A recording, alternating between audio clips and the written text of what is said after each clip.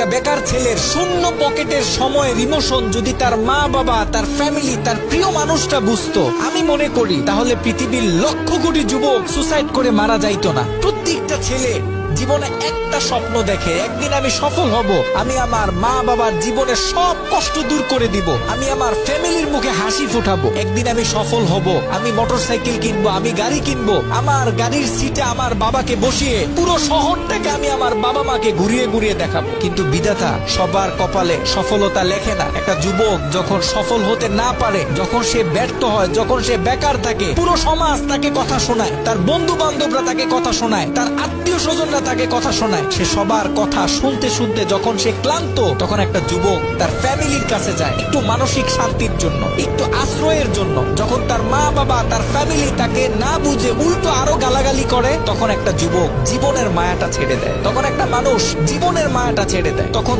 তার কাছে এই পৃথিবীতে বেঁচে থাকাটা মূল্যহীন মনে হয়।